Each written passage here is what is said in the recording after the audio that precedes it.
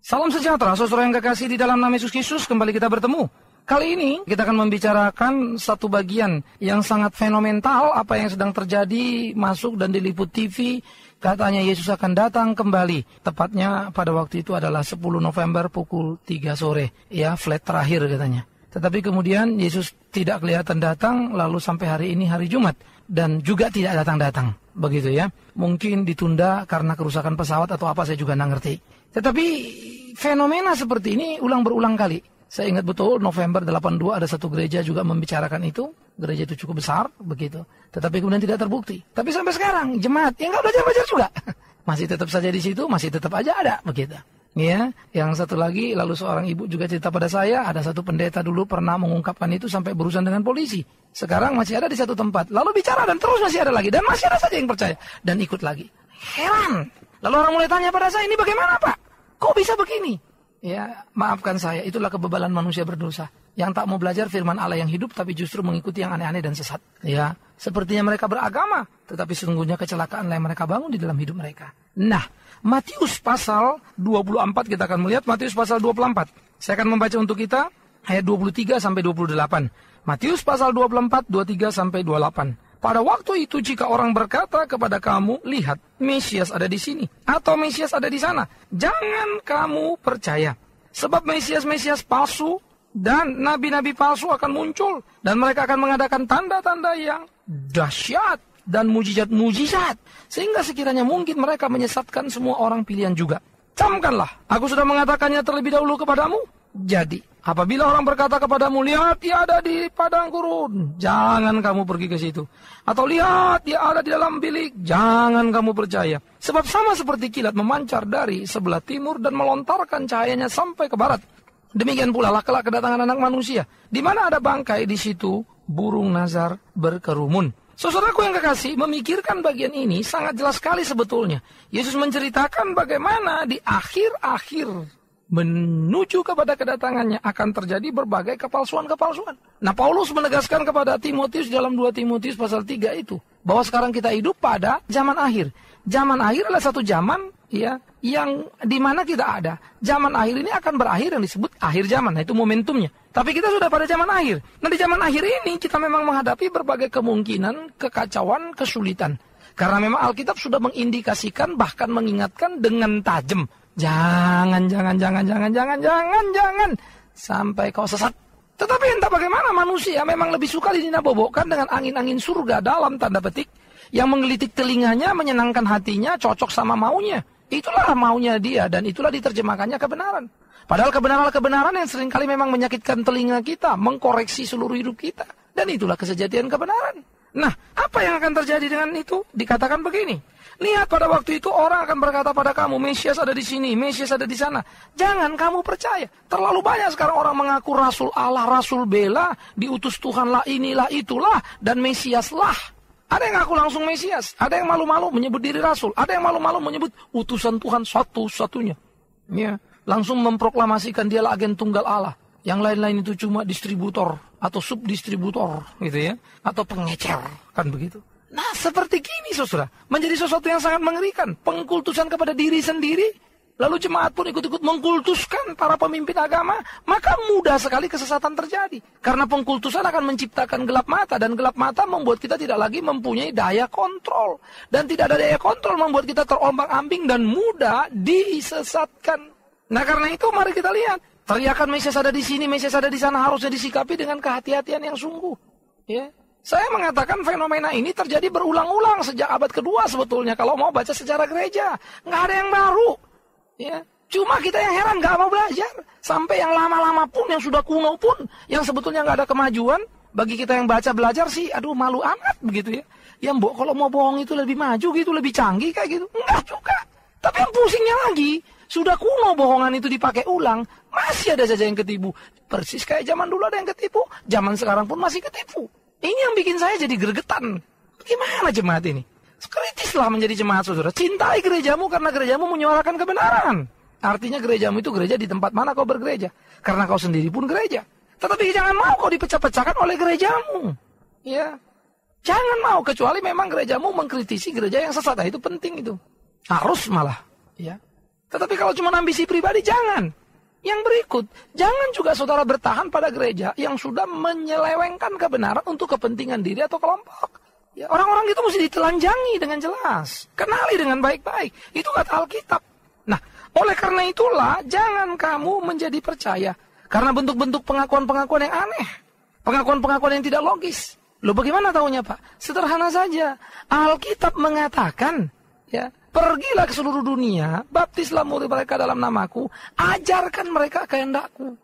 Nah, kehendak Tuhan apa? Cuma 2, gampang kok. Kasihlah Tuhan Allahmu dengan segenap jiwamu, akal budimu, pikiranmu. Artinya, punya hubungan yang baik dengan Tuhan, hubungan yang sehat dengan Tuhan, hubungan yang benar dengan Tuhan, mencintai firman, punya kehidupan doa, hidup dalam cinta kasih, kan itu. Kasih pada Allah.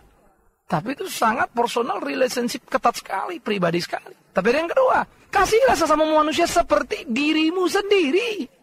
Maka kasih kepada Allah harus teraplikasi pasti kepada sesama. Itu aja, kasih sesamamu. Sebagaimana Tuhan mengajarkanmu. Kalau kau mengasihi kebenaran, maka kau tahu apa yang benar. Artinya firman. Kalau kau tahu firman, mana mungkin kau diombang-ambingkan oleh ajaran sesat, kan gitu kan? Itu aja kok. Jangan ditambah-tambah, jangan dianeh-anehkan lah. Karena itulah dikatakan Mesias-Mesias palsu ini, nabi-nabi palsu ini akan muncul. Dan hebatnya dikatakan mereka akan mengadakan tanda-tanda yang dahsyat. Memang dahsyat. Nah, konyolnya jemaat, kalau sudah ngeliat tanda yang dahsyat, nggak mungkin ini nggak dari Tuhan. Dia lupa, Alkitab sudah bilang, iblis pun bisa seperti malaikat terang. Maka dengarkan ajarannya. Jangan lihat fenomena yang terjadi. Banyak sekali orang Kristen selalu ribut soal kesembuhan. Saya harus mengatakan, aduh, cengeng sekali kita ini. Kenapa rupanya kalau kita sakit? Yang penting jangan kita menghujat Roh Kudus. Jangan kita jahat, lari dari kebenaran. Itu yang penting. Kalau Anda sakit tapi hidup dalam kebenaran, nikmatilah. Cepat atau lambat sakit itu kan cuma jalan untuk menuju kematian. Dan kematian itu kita perlukan untuk sampai ke sorga. Kenapa takut? Kalau mau ke sorga ya mesti mau mati. Kalau mau mati ya mesti mau sakit lah. Aneh sekali kita kan. Nah, saudara-saudara, hari ini saya sedikit berteriak. Karena gregetan gitu ya. Waduh, orang-orang kok banyak sekali, kasihan sekali. Bahkan dikatakan generasi muda, anak-anak muda banyak sekali di sana. Saya tidak ngerti lagi ini anak muda ini pada kemana. Mikirnya ini mikir apa? Mestinya anak-anak muda kita ini kan seperti Daniel, pintar, cerdas, intelektual, kritis. Dan tentu cinta pada kebenaran, menjaga kesucian. Waduh, dengan demikian kita bisa menyongsong, mengubah wajah Indonesia ini dengan memberikan sumbangsi pemikiran kepemimpinan yang solid. Tapi ini enggak. Malah kita yang bikin gerecokan, sudah minoritas ribut melulu lagi. Sudah minoritas ngerecokin nuru lagi. Sudah minoritas nggak bener lagi ajarannya, kan kacau. Nah, oleh karena itulah dikatakan mereka nabi-nabi palsu itu datang dengan tanda-tanda yang dahsyat. Bahkan mujizat. Jadi jangan saudara-saudara pikir mujizat itu hanya dilakukan oleh mereka yang cinta Tuhan. Yang memperalat Tuhan pun ada. Makanya Matius pada pasal yang ke-7, 21 sampai 23 bilang, tidak setiap orang menyebut namaku Tuhan, Tuhan. Ini ngucap-ngucap Tuhan ya. Masuk ke surga. Tapi mereka yang melakukan kehendak Tuhan. Jadi lihat siapa yang melakukan kehendak Tuhan. Kenali. Bukan saudara yang mengatakan Tuhan, Tuhan, Tuhan. Baca Alkitab lagi. Tapi melakukan kehendaknya. Itu yang dilihat. Yang kedua, Tuhan juga mengatakan, bahkan mereka akan berkata, Tuhan, bukankah aku sudah mengusir setan dalam namamu? Tuhan, kata mereka. Bukankah aku sudah menyembuhkan orang sakit dalam namamu? Tuhan, kata mereka. Bukankah aku sudah membuat mujizat dalam namamu? Tapi apa jawab Tuhan Yesus? Nyalah kau pembuat kejahatan, aku tidak kenal kau. Tuhan tidak membantah bahwa mereka tidak berbuat. Memang mereka sudah berbuat kok. Dalam nama Yesus, yes. Berkali-kali saya katakan kalimat ini. Dalam nama Yesus, ya. Lalu kenapa Tuhan tolak? Karena mereka melakukan itu untuk memanipulasi banyak orang, mengambil keuntungan untuk dirinya, memproklamirkan dirinya sebagai yang terpenting itu. Sampai orang tidak lagi lari ke Tuhan, tapi lari kepada dirinya. Memang dari segi keuntungan menguntungkan sekali. Punya banyak pengikut gelap mata, itu duit itu. Uang itu saudara. Uang itu. Saya suka bicara keras, sebetulnya sih nggak keras-keras lah. Orang bilang saya, waduh Pak Bigman tegas keras ya. Bagus. Apanya yang bagus? Karena tegas keras? Enggak juga. Aku cuma mengatakan apa yang dikatakan Alkitab kok. Ya, memang Alkitab bilang begitu kok. Cuma mungkin kita kurang baca bagian itu. Karena yang kita suka kan begitu. Yang sakit sembuh kan begitu. Yang nggak punya uang dapat uang. Itulah yang senangnya kita. Kesalahan kita di situ. Kita memperalat Alkitab menjadi buku motivasi saja. Alkitab menjadi buku bikin semangat saja. Itu salah. Ya, pergaulan kita dengan Alkitab perlu kejujuran dan kesungguhan yang penuh. Ketaklukan diri yang utuh. Jadi hati-hati. Karena itu jangan selalu haus kepada mujizat-mujizat. Haus kepada yang dahsyat-dahsyat, tanda-tanda yang hebat. Ini kelemahan orang Kristen. Apa gunanya Tuhan hidup dalam hidupmu? Apa gunanya Tuhan menyelamatkanmu? Apa kau kira itu masih kurang? Kan tidak, saudara. Kasih karunia Tuhan menyelamatkan kita lebih dari apapun. Dan itu kita sudah punya. Kita sudah ada. Kalau memang kita sudah diselamatkan. Tuhan bisa bikin mujizat? Bisa. Kenapa tidak? Tapi jangan lupa. Ketika Tuhan mengkritisi orang-orang Nazaret, orang-orang Israel di Sodom Gomora, sebetulnya hukumannya lebih rendah. Karena andai kata mujizat mungkin mereka akan menjadi lain, kata Tuhan gitu kan. Tetapi kalian sudah melihat mujizat pun kalian gak bertobat. Itu kalimat Tuhan Yesus. Jangan saudara pikir karena melihat mujizat orang bertobat. Memanfaatkan mujizat untuk kepentingan dirinya. Baca Alkitab banyak sekali. 10 orang kusta disembuhkan. Mereka dapat mujizat. Berapa yang kembali Tuhan? Cuma 1. 9 lari semua. Asal dapat kesembuhan sudah. Mereka menunjukkan diri pada imam. Ke gereja. Tapi Tuhan ditinggalkan. Tragis kan? Pergi ke gereja tapi Tuhannya gak ngikut. Disebut namanya. Saudara lihat ketika Tuhan memberikan makan 5.000 orang dengan 5 roti 2 ikan dan lebih 12 bakul. Besoknya orang datang lagi. Yesus marah. Apa kalian mau datang sini? Mau cari roti lagi ya? Ternyata mereka bukan mau dengar Yesus khotbah. Rotinya. Itu ada saudara-saudara semua di Alkitab. Ya. Bagaimana kita ini? Masa nggak mau belajar sih? Nggak mau memperhatikan? Kita memang sangat egois sekali. Mau menang sendiri. Kalau sakit yang mau cepat-cepat sembuh. Punya persoalan mau cepat-cepat beres. Iya. Sampai kita bilang, di mana Tuhan? Kenapa tidak kau urus? Bertahun-tahun aku sudah berdoa, nggak ada ini, nggak ada itu. Aduh. Seberapa panjang umur kita, saudara-saudara hidup dalam dosa. Seharusnya Tuhan membinasakan kita, tapi mencari kita, menebus kita. Apa itu kurang? Hanya kurang pemahaman yang benar lah. Kurang memahami kesejatian lah yang membuat kita terperangkap pada jebak yang salah. Harusnya itu kita bereskan. Sekali lagi kita bereskan di dalam hidup kita. Jangan membiarkan itu ada di dalam kehidupan ini. Ya, kita harusnya mampu hidup sungguh-sungguh seperti apa yang Tuhan kehendaki, berjalan pada jalan Tuhan. Jadi jangan tergiur, jangan tertipu oleh tanda-tanda dahsyat, mujizat-mujizat. Tetapi perhatikan, ajarannya benar nggak? Ngaco nggak? Apa argumen Alkitabnya? Betul tidak? Jangan anggap itu model baru. No, itu penganehan, pengkutusan kepada kebendaan. Harus benda begini, harus begini, makan ini, makan itu dan seterusnya. Kita harus hati-hati. Ya, itu kekacauan-kekacauan yang sangat menakutkan. Ya, tetapi dikatakan mereka itu kalau mungkin akan menyesatkan bahkan orang-orang pilihan. Itu kalimat keras, kalimat tegas. Sebetulnya orang pilihan malah bisa disesatkan. Tetapi bahkan kalau bisa pun mau, usaha mereka sangat gila untuk menghancurkan banyak orang. Dan jangan lupa ya, semua pakai nama Tuhan. Semua bawa-bawa nama Tuhan. Semua bicara kebenaran. Tetapi tidak benar mengajarkan maupun hidupnya. Karena itu, ya, dikatakan, camkanlah, aku sudah mengatakannya terlebih dahulu padamu. Ini kalimat Tuhan Yesus. Kenapa? Akhirnya kita makin ngerti lah. Memang model kita sekarang dablek betul-betul. Berulang-ulang sudah tuh Alkitab ngomong. Berulang-ulang pula kita jatuh ke dalam kegagalan yang sama. Bolak-balik lagi soal akhir zaman. Yesus mau datang lah. Entah berapa kali saya sudah bicara ini. Tetapi izinkan saya untuk mengatakan, ada orang bilang gini.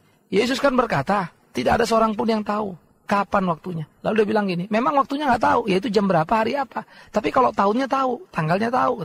Ini bagaimana memisahkan waktu dengan jam dan dengan tanggal? Kalau Anda janji sama orang, janji itu kan namanya tanggal, jam, waktu itu ya komplit. Itu namanya waktu, itu perangkat waktu itu, satu konsep waktu itu. Tapi itu memang ditumbuh kembangkan untuk ngeles. Hanya untuk menunjukkan dia beda dari pendeta lain. Dia maha kuasa, dipakai Tuhan mendapatkan informasi khusus, secret top. Cuma dia yang ke surga, orang lain mah enggak. Cuma dia yang paling hebat, orang lain mah dosa semua. Apa itu? Bagaimana itu? Hati-hati. Itu sudah menyombongkan diri. Masa Anda enggak ngeh? Tuhan bilang sama saya, Tuhan akan datang. Geger kita. Maka semua orang berteriak. Semua orang kumpul katanya. Aduh saudara, menangis meratap, menunggu Tuhan mau datang. Tapi saya percaya itu gak akan selesai. Sudah gitu pun gak akan tahu malu. Yang lain pasti ikut terus. Karena mereka bilang Tuhan melihat dunia ini berdosa, penuh dengan dosa. Itu sebab Tuhan menunda kedatangannya. Tuhan pun disamakan dengan Garuda Indonesia Airways. Tuhan disamakan dengan PJKA yang memang suka menunda keberangkatan. Jangan dong. Garuda Indonesia Airways saja memperbaiki supaya jangan ada lagi keberangkatan tunda-tunda. Mereka berusaha, PJKA berusaha. Lah ini kok malah Tuhan Yesusnya yang nunda-nunda? Aneh sekali. Kok malah servisnya Tuhan Yesus yang turun? Itu kan penghinaan kepada Tuhan namanya. Nah tapi Anda percaya begitu, Anda dengar gitu? Sedih sekali ya. Nah karena itu kalau ada sanak saudara kita, sanak famili kita, ingatkan. Atau mereka yang sudah tercemplung di sana, atau yang bakal kecemplung. Ya, saya tidak etis ngomong dari radio untuk ngomongin siapa-siapa yang kelihatan bakal kecemplung. Kelihatan sekali kok dari ajarannya. Tapi saya harus mengatakan indikasi-indikasi kepada jemaat untuk melihat dan mencermati baik-baik. Ciri-ciri orang sesat itu pertama, pengkultusan kepada diri. Memindahkan kuasa Tuhan di dalam tangannya. Lalu mengatakan saya bisa ini, bisa itu, bisa apa segala macam. Bukan Tuhan lagi. Kebanyakan akunya sudah. Antroposentris bukan lagi teosentris. Keempat, dia mulai menyamakan dirinya dengan kebenaran Alkitab. Ya. Yang kelima, dia bicara, baca Alkitab, tapi seluruh yang dibicarakan adalah pendapat diri. Tidak lagi mengukur pada Alkitab. Konsepnya tentang Allah Tritunggal kacau. Konsepnya tentang kristologi kacau. Nah itu kita harus hati-hati. Dia menjanjikan apa yang gak pernah dijanjikan Alkitab. Dia mengatakan apa yang tidak pernah dikatakan Alkitab. Nah hati-hatilah. Tapi awas. Dia iblis yang bisa seperti malaikat terang. Pakai baju yang terang. Sepertinya terang. Padahal dialah penyesat itu. Karena itu hati-hati. Yesus sudah mengatakan. Maka kalau Anda tersesat, Anda akan berhadapan dengan Tuhan Yesus yang sudah mengatakan. Artinya apa? Anda lebih dengar kepada kalimat orang itu daripada ke Tuhan Yesus. Heran sekali. Kok Anda bisa lebih percaya kepada seorang tokoh pemimpin agama atau pendeta atau apapun namanya ketimbang kepada Yesus. Hati-hati. Jadi, apabila orang berkata padamu, lihat dia ada di padang gurun, jangan pergi ke situ. Lihat dia ada di dalam bilik, jangan kamu percaya. Jangan terombang-ambing imanmu, itu katanya. Tetapi tetap setia berdiri pada tempatmu, di dalam harapmu kepada Tuhanmu. Kebenaran sangat transparan dan bisa dimengerti. Ya, apa yang harus kita lakukan itu aktual, itu bukan misteri. Bagaimana Allah menyelamatkan kita itu memang misteri dari pemeliharaan Allah pada kita. Tetapi bagaimana harusnya kita hidup itu bukan misteri. Nyata, kasih Tuhan Allahmu dan kasih sesamamu, kan begitu. Tuhan Allahmu dengan segenap jiwamu, akal budimu dan pikiranmu, dan sesamamu manusia seperti dirimu sendiri. Itu aktual itu. Itu bukan misteri itu. Jadi jangan ditutup-tutupin lah. Mau besok kayak kiamat, mau 2 tahun lagi kayak kiamat, kenapa rupanya? Anda kan mestinya senang Tuhan Yesus mau datang. Ya, kerja terus, layani dia. Semoga kau mati dan dipanggil Tuhan pada waktu kau sedang melayani dia. Bukan duduk-duduk, nangis-nangis, nunggu-nunggu Tuhan. Yang benar aja, saudara. Kita kan pekerja-pekerja yang harusnya menyenangkan hati Tuhan. Ya pekerja tugasnya kerja dong di ladang Tuhan. Ya. Kita kan pekerja-pekerja tangguh yang sudah diselamatkan. Maka apapun yang kita alami bukan apa-apa. Kepahitan, kedukaan, aniaya, kecil itu. Sakit penyakit apalagi. Karena yang paling besar Tuhan sudah bikin. Kalau Tuhan mau sembuhkan, gak usah kau perlu pendeta. Tuhan pakai kau berdoa, langsung sembuh penyakitmu. Ya. Mau mati pun kau bisa diselamatkan Tuhan kalau Tuhan mau. Dan dia tidak perlu orang lain, kau cukup. Masa ya dia tidak bisa membangkitkan imanmu? Emangnya Tuhan itu begitu bodohnya sampai dia perlu pertolongan seorang pendeta hebat? Aneh sekali. Masa ya Tuhan tidak bisa menolong kita langsung sehingga harus lewat perantara orang lain? Aneh sekali. Kristen apa itu? Kan gak boleh, saudara ya. Nah jadi marilah. Jangan hina dirimu sebagai orang percaya. Kalau memang engkau percaya. Kan itu jangan percayakan dirimu kepada saya, Pak Pendeta Bikman Sirait ini. Jangan. Percayakan dirimu kepada Allah yang sejati itu, Tuhan itu. Berkali-kali saya bilang, jangan juga Anda puas mendengar khotbahnya Bikman Sirait. Baca Alkitabmu. Bikman Sirait itu bisa dosa, bisa salah, bisa gak karu-karuan itu. Ya, dengarkan kalimatnya. Tapi cek ulang kepada Alkitab yang Tuhan taruh dan Tuhan berikan pada kita. Betul apa enggak kalimat itu? Betul gak khotbahnya itu? Kan begitu. Karena dikatakan apa? Hati-hatilah. Terlalu banyak kepalsuan akan muncul. Jangan terjebak. Karena apa? Tentang akhir zaman itu, dikatakan sebab sama seperti kilat memancar dari sebelah timur, melontarkan cahayanya sampai ke barat. Demikian pula kelak kedatangan anak manusia. Artinya gak terduga-duga. Kilat datang, kita lihat, udah habis. Dari mana tadi ya?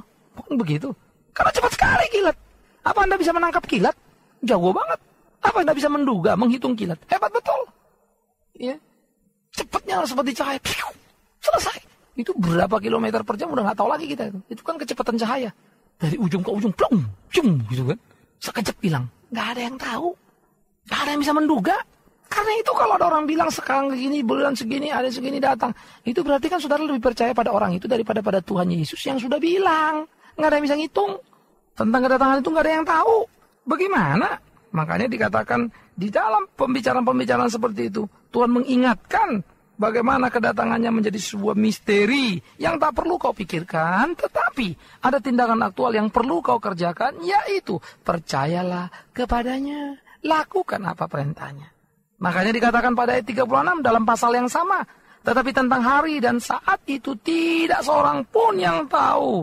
Malaikat-malaikat di surga tidak, anak pun tidak, hanya Bapa sendiri. Iya kan? Hanya Bapa sendiri. Jadi kalau kita itu misteri Allah, ya biarkan saja jadi misterinya. Apa pula urusan kita kapan dia mau datang? Karena bisnis kita, urusan kita sangat jelas. Hidup sesuai kehendak Tuhan dan jangan melanggarnya. Dan Tuhan beri kita yang jelas-jelas. Karena itu marilah saudaraku bergantunglah kepada Tuhan. Jangan kultuskan pendeta A, pendeta B. Amati kami pendeta-pendeta ini. Lihat kelakuan kami. Siapa tahu kami mata duitan, jangan lagi Anda percaya. Ini namanya diputar-putar dengan berbagai kata-kata pembicaraan manis. Ini harta ini memang untuk saudara-saudara, bukan untuk saya. Bagus sekali kalimat itu. Pertanyaanku selalu sederhana. Sertifikatnya atas nama siapa? Hak warisnya itu nanti kemana? Mana ada satu hak milik itu milik rame-rame, yang bener aja lah. Tapi ya jemaat kadang-kadang begitulah, kalau beli rumahnya pinter dia. Tapi dibodoh-bodohin soal gereja, aduh jadi bodoh semua. Kan lucu sekali kita ini. Oh enggak apa-apa, kita enggak usah urus itu kan Tuhan urusannya. Kok enggak urus? Kalau kau tahu salah katakan. Kalau kau tidak mengatakan yang salah, kau berdosa. Kau harus berani mengatakan kebenaran. Dan kalau Anda membiarkan seperti pendeta Bigman Sirait ini salah, ya berarti Anda juga ikut salah. Tegur dia, kasih masukan. Saya senang kok. Makin banyak dikritisi ya makin bagus. Makin hati-hati kita. Iya. Tapi kalau selalu dipuja-puja bisa besar kepala kita. Saya pun bisa kecemplung. Tolonglah aku. Jangan kultuskan aku. Ya, aku hanya hamba. Jangan sampai Tuhan memukul aku karena tergiur oleh pengkultusan-pengkultusan para pendengarku. No. Saya doa itu. Doakan saya, saudara. Karena itu bukan dalam rangka kebencian, tapi justru dalam rangka cinta kasih. Mari kita amati baik-baik. Kalau kita masih gelap mata, tutup mata saja terhadap realita yang ada, itu kan berarti kita mendukung orang. Ya. Saya kadang-kadang sedih banyak sekali. Maka ciri-ciri itu harus hati-hati. Semua orang bicara Tuhan. Tapi ujung-ujungnya orang mencari pengikut, mencari kekuatan keuangan. Hati-hati. Boleh memberi pada hamba Tuhan, silakan. Tapi yang mana dulu? Maka berdoa baik-baik, minta pimpinan Tuhan. Jangan sampai salah. Hanya kita mendukung, justru kesesatan, kekacauan menjadi-jadi. Kan ngeri sekali. Karena itu kenalilah. Hidup orang itu pasti benar. Pasti melakukan apa saja. Ya, untuk kemuliaan nama Tuhan. Sehingga dia bukan berpikir tentang materi. Ya, bahasa-bahasa manis. Cerdiklah sedikit. Oleh karena itu saudaraku jangan sampai tertipu. Terlalu banyak mengaku Mesias. Mengatasnamakan Tuhan. Ini untuk Tuhan, itu untuk Tuhan. Ya, rumah ini untuk Tuhan. Rumah untuk Tuhan, silakanlah kau bilang rumah untuk Tuhan. Sertifikatnya sertifikatmu juga. Kan begitu. Warisannya untuk anak. Mobil ini untuk Tuhan. Apanya mobil untuk Tuhan? STNK-nya nama kita, BPKB-nya nama kita. Sewaktu-waktu kita jual juga bisa. Tapi kan artinya kita pakai untuk pelayanan, sudahlah. Tapi jangan bilang ini untuk Tuhan lalu dibeli atas nama kita pribadi misalnya. Nah kalau saya pendeta, saya kan perlu hati-hati sekali yang begitu-begitu kan. Ini kalau soal uang. Belum lagi soal tadi. Penyesatan tadi lagi. Tapi dimulai dengan hal-hal yang seperti itu. Sehingga untuk mensahkan pengakuan itu muncul tadi itu. Mensahkan pengakuan kekuasaan itu gitu. Supaya distempel kekuasaan itu. Itulah ajaran-ajaran aneh muncul. Ya, nah karena itu hati-hatilah. Atau mungkin untuk nama, popularitas. Karena ada juga yang bersikap dan memilih untuk hidup miskin. Sehingga sangat menarik. Ya. Sehingga dengan sangat menarik itu menjadi sangat luar biasa. Anda tidak usah tergiur dengan apa yang saya katakan. Tapi yang Anda perlu perhatikan Alkitab. Kembali lagi. Sekali lagi seperti saya bilang. Cermati. Ya. Sikapi hati-hati yang namanya Bigman Sirait. Perlu itu. Jadi itu tantangan buat saya kok untuk hati-hati juga hidup. Dan saya bersyukur karena itu. Oleh karena itu mari kita berdoa. Memperhatikan baik-baik. Pertama pada diri kita supaya kita jangan sampai kacau dan tersesat. Tapi kepada pendeta-pendeta lain. Yang kemudian melangkah-melangkah akhirnya tersesat juga. Ya kita doakan mereka. Supaya mereka tetap dalam pemeliharaan Tuhan. Dalam pimpinan Tuhan. Nggak ada pendeta kelas super. Yang nggak bisa jatuh. Semua bisa jatuh. Karena itu jemaat peran sertanya sangat diperlukan. Untuk mengingatkan kami-kami ini. Ya, supaya kita saling mendoakan, saling mendukung dan saling menguatkan. Jangan takut menyatakan salah pada yang salah. Koreksi. Kalau sudah tidak mau lagi orang itu dikoreksi, ngapain didengarin, ngapain diikutin di situ? Dia sudah tidak mau tahu lagi kebenaran. Ya, Anda pergi ke tempat di mana kebenaran masih ditinggikan. Kita Tuhan menolong kita, Tuhan memimpin kita. Sekali lagi, nggak penting kapan Tuhan datang, tapi penting bagaimana Anda hidup.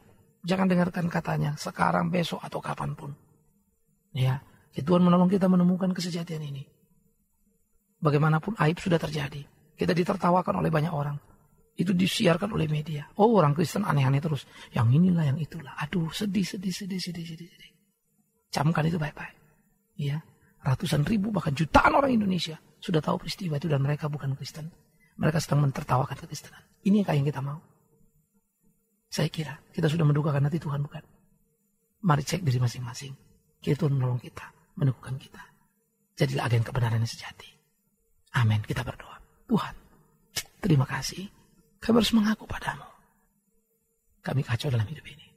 Seringkali kami mempermalukan Engkau tanpa kami sadar. Kami mencuri kemuliaan untuk diri kami.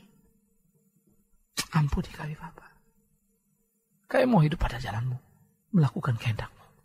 Bangunkan bangsa ini, khususnya orang-orang Kristen yang selalu rindu mau menjadi terang dan garam, tapi mudah terjebak pada kesalahan-kesalahan.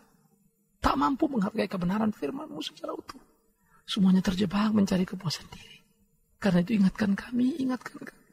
Mencintai firman-Mu, membacanya, menggalinya, mencari kebenaran itu sehingga tidak mudah disesatkan zaman ini. Tolong kami para pengkhotbah supaya setia. Belajar untuk mengatakan apa yang Tuhan katakan, bukan otak kami ini. Bukan sekedar keinginan diri kami. Tuhan mampukan kami. Ingatkan kami kepada kami yang lalai. Kembalikan kami kepada kami yang berjalan salah. Teguhkan kami yang lemah. Sadarkan kami yang tersesat. Biar Tuhan menuntun membimbing kami. Di dalam nama Yesus Kristus Tuhan kami. Kami berdoa, bersyukur kepada Bapa di dalam surga. Amin.